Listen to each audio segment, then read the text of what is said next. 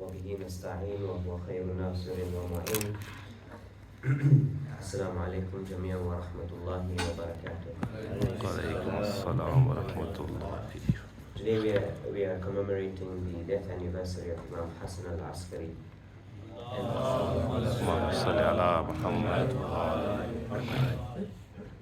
And we look at the life that he lived. And we look at the life of the Ahlul Bayt that lived. And they all have this within them that despite the difficulty that they went through, they still had that connection, they still had that hope, they still had that trust in Allah. And how were they able to maintain that within themselves, that calmness?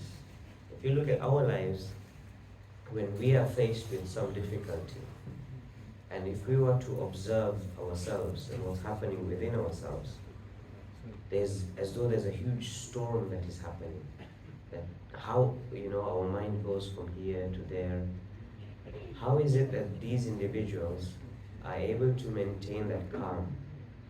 You look at, for example, Imam Ali alayhi salam.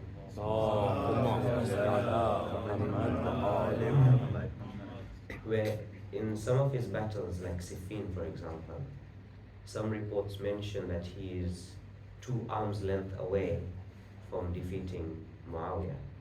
He is able to, Malik al-Ashtar and his sort of group is able to he's penetrated the enemy's lines, and they're 2 arms length away from killing Muawiyah, according to some reports. But yet the Khawarij forced Imam Ali into arbitration.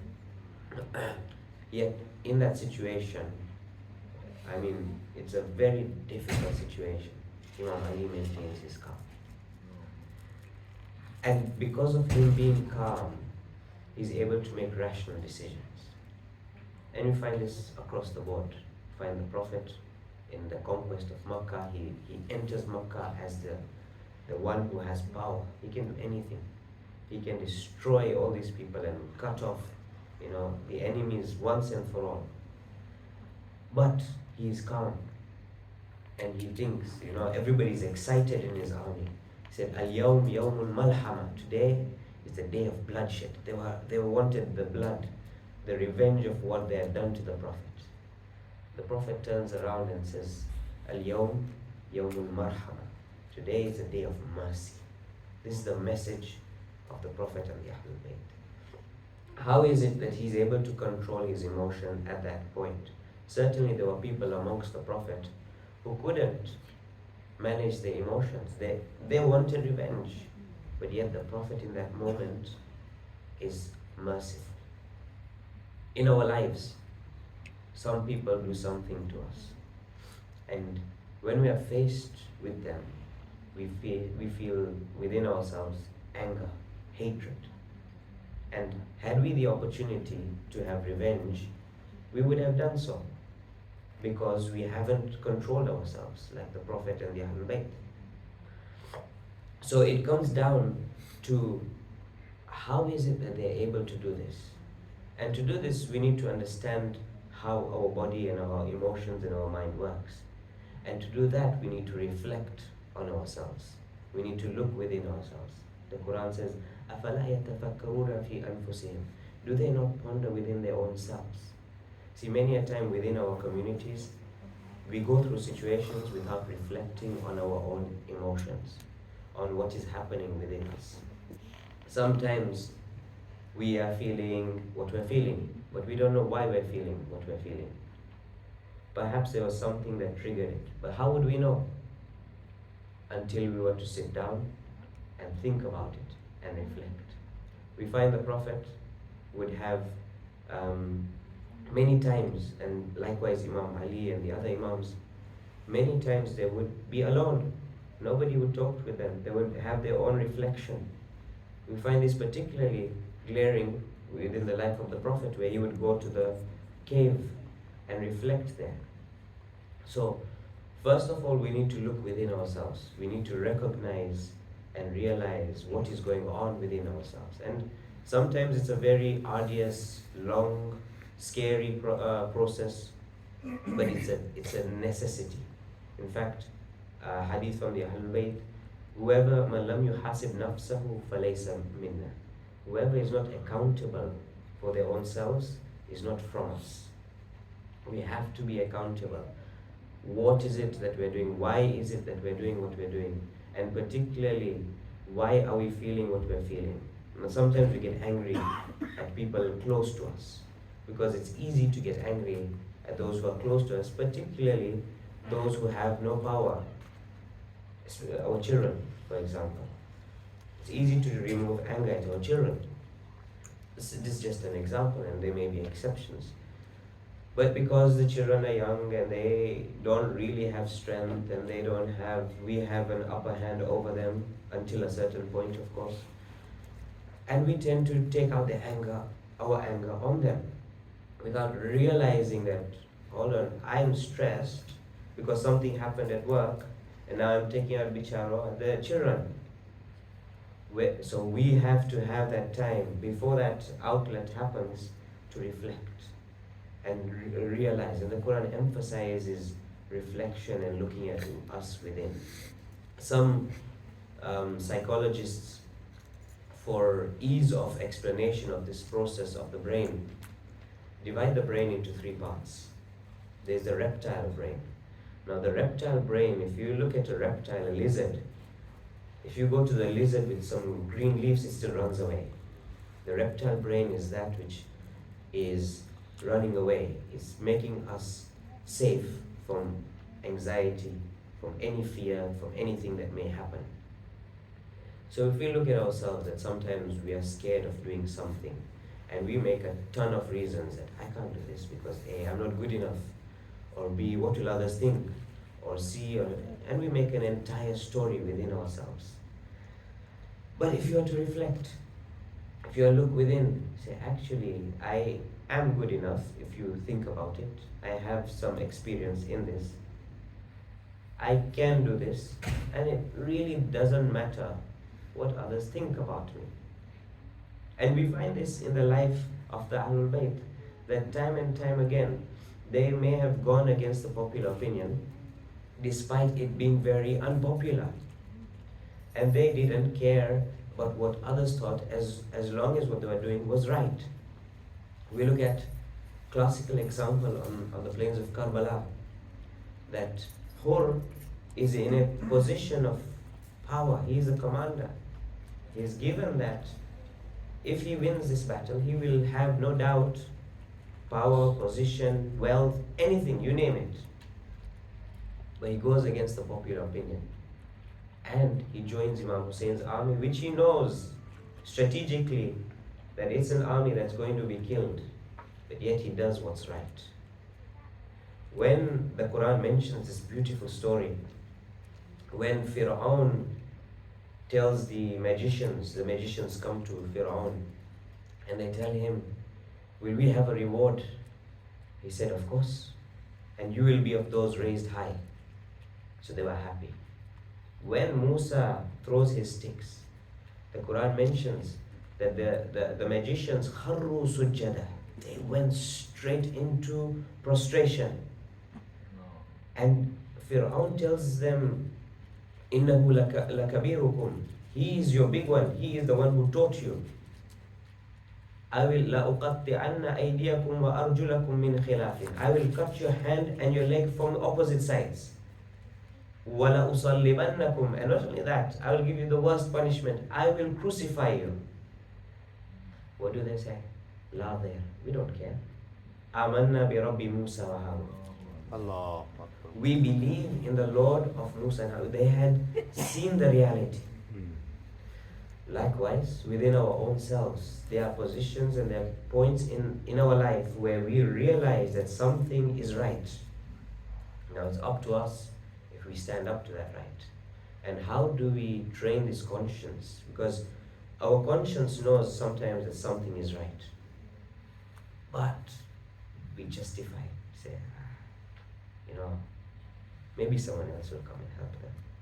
Someone asks you for help. Or maybe something will happen. Or maybe I can't do it. And we justify it within ourselves. How do we recognize and strengthen that voice of the conscience? by reflecting continuously, by looking within. Why do we think the Ahlul Bayt used to emphasize on muhasabah, on taking account of ourselves, of looking within and recognizing each and every one of our actions? Now it may seem like a very arduous and long task, but we have to start somewhere, and somewhere very small even is fine. If you want to just take 1 minute after Salah to just think about how you're feeling, just how you're feeling. Because now again the mind comes into play. You say, how can you do muhasabah? There's 100 things you need to do muhasabah about. And what happens then? We don't end up doing it. And we find this within our lives, that many a times we want to do something, but we say there are 100 steps to do that one thing. Just start with one small step. As is within the hadith, take 1 step towards Allah, Allah will take 10 steps towards you. We just have to take that 1 step. So, coming back to the life of the Ahlul Bayt, and it's important to recognize that how they lived. And Imam Hassen al-Askari alayhi salam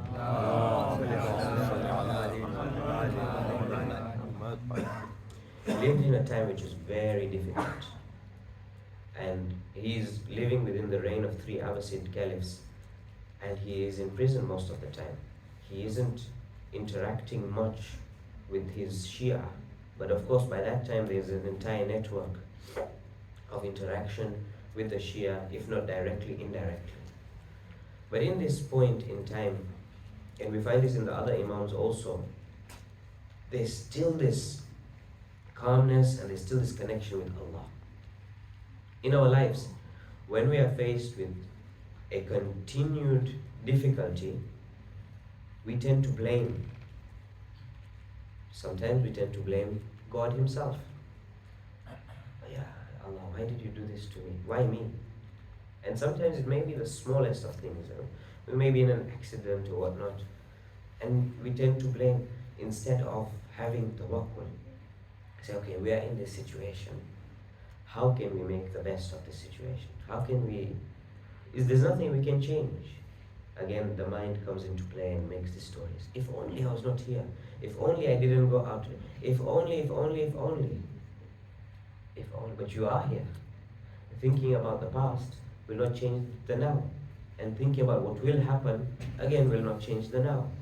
So what can we do? Accept what is there. Accept the now.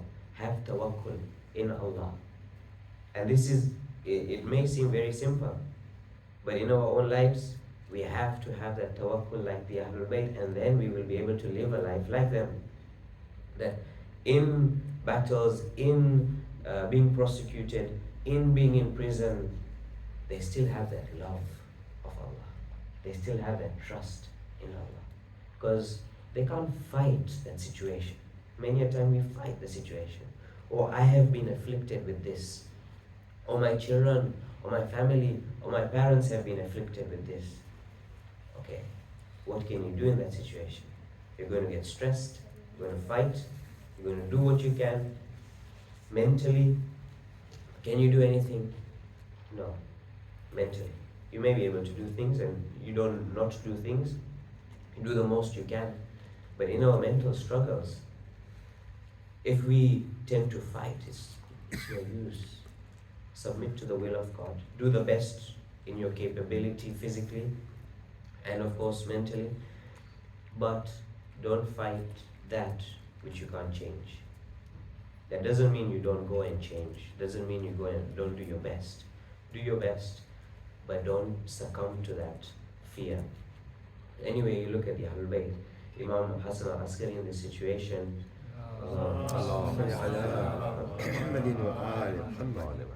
Where he's living through reigns of 3 Abbasid caliphs, and he is in prison. And we find in this life of prison, he is still connected to God. He's still remembering God. He's still, prolonging his prostration. Yusuf is thrown into prison, and he talks to Allah. He says, "Inna sijnu ahabbu ilayya mimma tad'un." That prison is more beloved to me than what wrong they are calling me to. So it's perspective. You may be thrown into the dungeons of prisons, but it's how you look at that and how you recognize that. He said that this is an opportunity for me.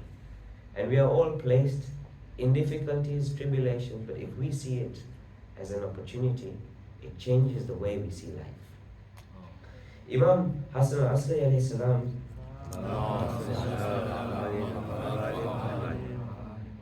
gives his advice to his Shia. It's a lengthy advice, and I'll read a few lines of this. أوصيكم بتقوى الله والورع في دينكم. I exhort you, I advise you. And the first thing the Imam start off with many a time is that I advise you to have taqwa of Allah and be aware of the religion. To be aware of what is good and what is wrong.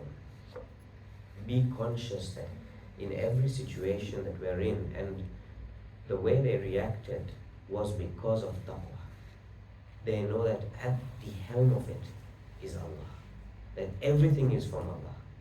We may have wealth and tomorrow it goes, but it wasn't ours. It was given as a loan, it's taken away. It wasn't ours, so we can't claim ownership over something that's not ours. And having that in mind, when something is taken away, we submit. Allah, you gave it to me, you take it from me, it's yours. You look at Ayub in the Quran, where he lost everything, and yet he talks to Allah, Inni anni masani adur wa anta arhamur rahim. That difficulty has touched me, but you are the most merciful. And having that in perspective changes the way we face life. Imam continues, وَالْإِجْتِهَادُ لِلَّهِ, and striving for Allah. That everything we do should be striving for Allah. And he continues, وَصِدْقِ الْحَدِيثِ وَأَدَاءِ الْأَمَانَةِ, being truthful, giving back what has been given to you as amana, as a safeguard. And he says, even to those who are wrong, if they give you something to give as a safeguard, even if they're bad character, give it back to them. And we may not have this today as giving something physical. Sometimes someone comes to you and says, don't tell anyone else, but I'm going through this difficulty. Then we go to someone else and tell them, don't tell anyone else that this person is going through this difficulty. And that will go on like that. So amana is not only a physical thing, but it's also the word. You give your word to someone, you keep it, even if that person you may not like. He continues, and it's beautiful where Imam says, be the best in character. Kunu zaynan lana. Be ornaments for us. Wala takunu shaynan alayna. And do not be a disgrace for us. And be such in character that when you speak the truth. And when you do the best. And that when people give you something, you return it to them. And that so that when people look at your akhlaq, they will say, this is our Shia. The Shia should be recognized by their good character, such that they realize that this is Shia of Ali.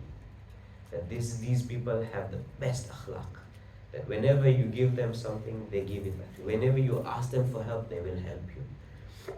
And this is time and time again shown to us by the Ahlul Bayt. We find that despite all this difficulty that the Imams went through, they still are praying to Allah and calling out to Allah. In the depths of the prisons, Imam Hassen Askari is seen to have long sajdas, calling out to Allah, thanking Allah for all his difficulty.